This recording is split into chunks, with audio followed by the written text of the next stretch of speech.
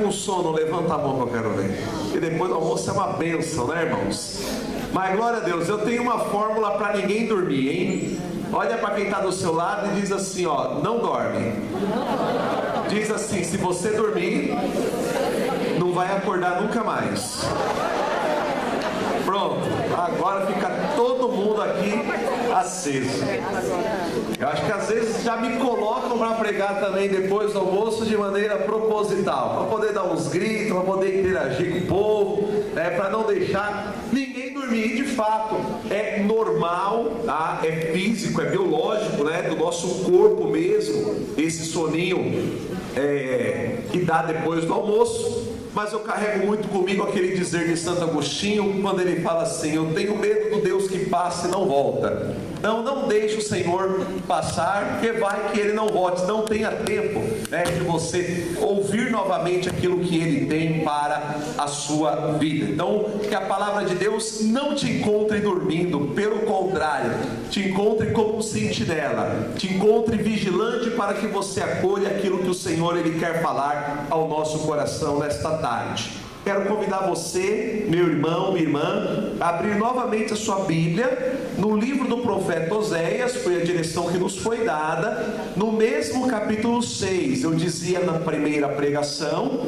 nós lemos somente a primeira linha do versículo. Nós vamos ler o restante do versículo 1, porque ele dá tema à nossa pregação nesta tarde de hoje. Oséias capítulo 6, versículo 1. Nós vamos ler também a primeira linha, embora nós já tenhamos trabalhado isso na primeira fala, no primeiro momento, mas até também se algum irmão chegou agora, depois do almoço, consiga também aí retomar um pouquinho daquilo que nós trabalhamos. Oséias capítulo 6, versículo 1. Só o versículo 1. Quem já achou, diga achei. Glória a Deus. Então acompanhe aí comigo. Vinde, retornemos ao Senhor. Foi o que nós trabalhamos na primeira pregação. Agora nós vamos trabalhar o que vem na sequência. Porque Ele despedaçou, Ele nos curará, Ele feriu, Ele nos ligará a ferida.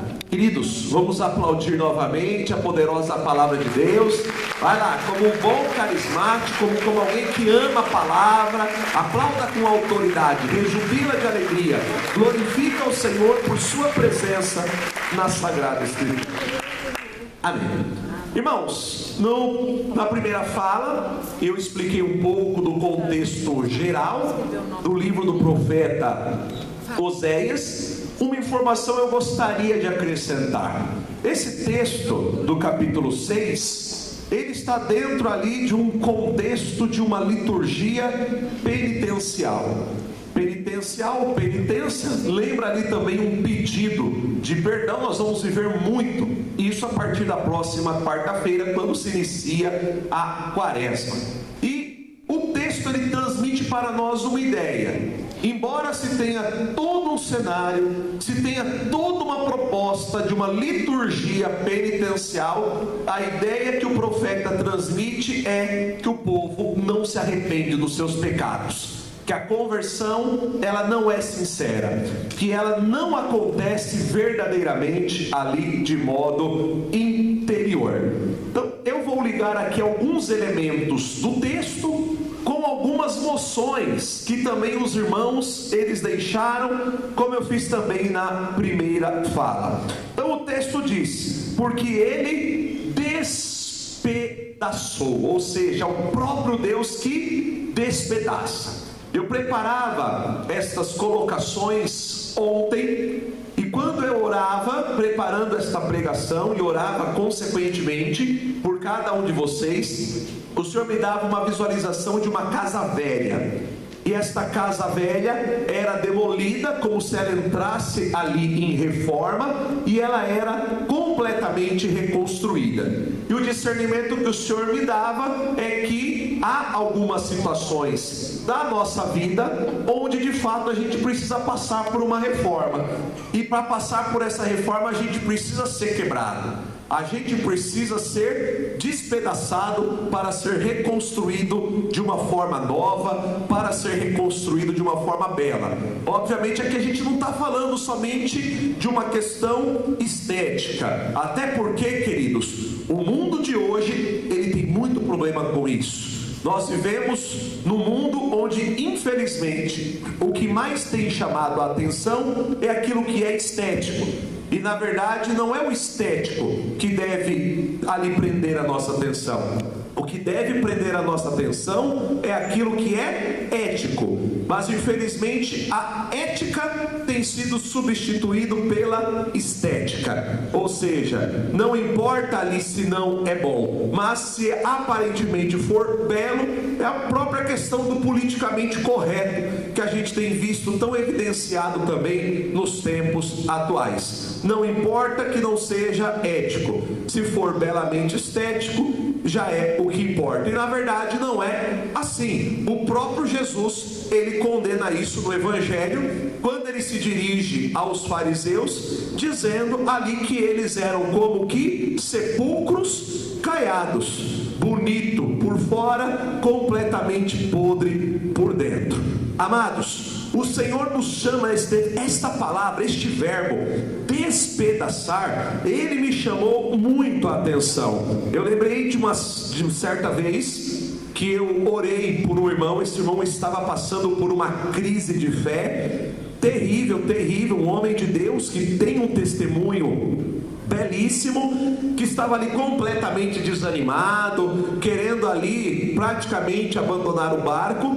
E eu dizia para ele: irmão, você foi permitindo que certos vícios entrassem na sua vida, então chegou ao ponto de que Deus, ele precisa, para te refazer, ele precisa te quebrar por inteiro. E muitas vezes na nossa vida nós também precisamos passar por este processo. Na primeira fala nós dizíamos muito a questão da necessidade de retornar, o retorno como algo bom, como algo necessário, como foi útil para a renovação, como foi útil para a igreja.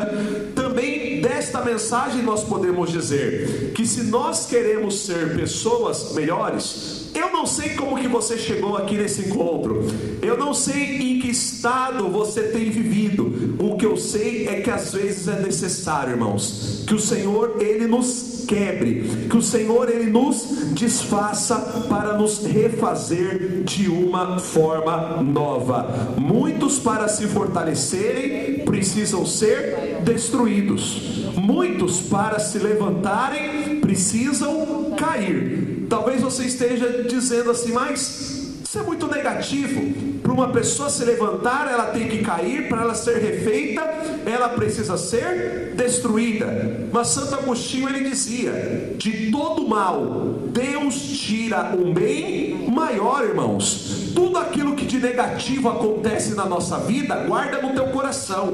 Não acontece por acaso, acontece com uma permissão de Deus. E tudo na vida tem um significado mediante o olhar que nós colocamos. Se eu olhar para as adversidades somente com um olhar negativo, as adversidades não passarão de adversidades. Agora, se eu olho para as adversidades com um olhar positivo, como uma oportunidade que Deus me concede para ser uma pessoa melhor, com certeza nós sairemos fortalecidos das adversidades. E aqui eu posso até trabalhar um pouco da própria questão ali da palavra crise, o termo crise. O termo crise no grego, ele lembra cresces, que também vai nos lembrar cruz, mas a cresces, o que ela lembra? Ela lembra uma espécie de encruzilhada, que eu não estou falando da questão da macumba não, tá? Estou falando da encruzilhada enquanto um cruzamento mesmo, enquanto ali um semáforo. Quando você está num cruzamento,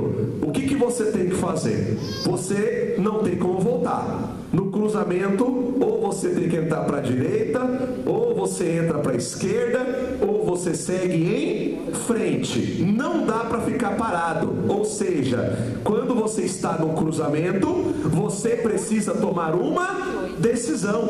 Olha que interessante, a palavra crise no grego, ela nos lembra justamente isso, uma decisão. Não dá para ficar parado. Então não importa talvez as crises que você tenha vivido ou que você tenha passado, o importante é que você tome uma decisão. Talvez não dá para voltar atrás, entra para a direita, entra para a esquerda, segue em frente, mas não fica parado, irmãos. Eu estou colocando essa questão um pouco para poder ilustrar desta necessidade também de nós olharmos, ou termos um olhar positivo para aquilo que de negativo acontece na nossa vida. Isso nos ajuda muito a mergulhar nesse verbo despedaçar. Nós precisamos muitas vezes permitir isso, que o Senhor nos quebre, que Ele nos despedace mesmo, para que Ele nos reconstrua de acordo com a sua vontade. É lindo, porque a imagem bíblica que me vem muito ao coração é ali quando Deus, Ele vai fazer o homem, no relato da criação do capítulo 2 do livro do Gênesis. Deus cria o homem, no capítulo 2, todo mundo sabe, a partir do barro. E este barro, ele só passa ali a ter vida depois que Deus sopra em suas narinas. O barro sem o sopro divino, ele só é barro. O barro com o sopro de Deus, ele é o homem com vida. Santo Irineu já dizia, a glória de Deus, ela está no homem vivo. Irmãos, o Senhor muitas vezes, Ele deseja ali nos desconstruir, nos despedaçar, ao ponto de nos reduzir ali ao barro, para que nós entendamos as nossas raízes, de onde nós viemos, para que entendamos de qual material nós somos feitos. Aqui me vem muito forte ao coração aquilo que Paulo dizia: nós carregamos um grande tesouro, porém em vasos de barro. Irmãos, às vezes um vaso, ele cai no chão, o que acontece com ele? Ele quebra, ele se despedaça. Eu não sou profissional na área, mas hoje a gente tem muita gente que consegue ali fazer belíssimos trabalhos de recuperação nesse sentido, independente do material. Então, se o homem ali com a sua arte, ele consegue restaurar aquilo que foi destruído, quanto mais Deus é capaz de fazer com cada um de nós, irmãos. Não importa ali onde nós caímos, onde nós vacilamos, de que maneira nós fomos despedaçados, Deus pode nos reconstruir. E queridos, aqui é importante a gente fazer uma menção também, que quando a gente fala de realidades que estão destruídas, despedaçadas, que a gente não está falando somente do homem ou do ser humano em si, não. Existem muitas realidades hoje na sociedade, na igreja, que estão completamente despedaçadas, gente. Existem muitas realidades que precisam passar por um processo de reforma. Existem muitas realidades que precisam passar por um processo de cura. Na própria teologia tem um princípio que nós estudamos, que diz assim, que a igreja é ecclesia semper reformanda, ou seja, a igreja está sempre em reforma. Quem que é igreja? Igreja somos nós que estamos aqui. Dá uma cutucada na pessoa que está do seu lado, porque eu estou vendo gente pescando. Isso, para acordar esse abençoado aí. Isso, diz assim para essa pessoa: você é igreja. Diz assim: então Deus quer te reformar. Diz assim: para te reformar, Ele tem que te despedaçar, por mais esbagaçado que você já esteja. Gente, essa é uma verdade. A igreja é uma instituição que está sempre em reforma. Todos nós, enquanto igreja, nós precisamos passar por reformas. Aí a gente vai para a segunda parte do versículo. O próprio Deus que despedaça, segundo o texto, é o próprio Deus que vai nos curar, irmãos. Gente, nós estamos vivendo numa sociedade completamente doente. Isso está comprovado cada dia mais. Como a igreja igreja está no mundo, ela sofre as consequências. Muitas vezes o que os nossos grupos de oração recebem? Recebem pessoas completamente doentes, irmãos. Pessoas completamente feridas. Tem 7 anos que lá na minha diocese eu trabalho na formação dos seminaristas, irmãos. A gente tem percebido, primeiramente, infelizmente, uma redução no número de vocações. E nós temos visto que as vidas que Deus também ali tem chamado, tem nos confiado, tem vindo ali de realidades cada vez mais complexas, irmãos. Cada vez mais complexas. Isso nos leva a perceber que o mundo atual já não oferece muita coisa boa, nem para a igreja e nem para si mesmo, queridos. Aí, irmãos, nós compreendemos o porquê de tanta gente ferida, de tanta gente chagada. Aqui nós conseguimos entender, irmãos, o porquê de tanta, mas de tanta gente que precisa, ali, ou melhor dizendo, que busca a religião, muitas vezes somente a partir dessa dimensão terapêutica da fé. A questão da evidência na cura. Eu tenho dito muito isso para a renovação carismática.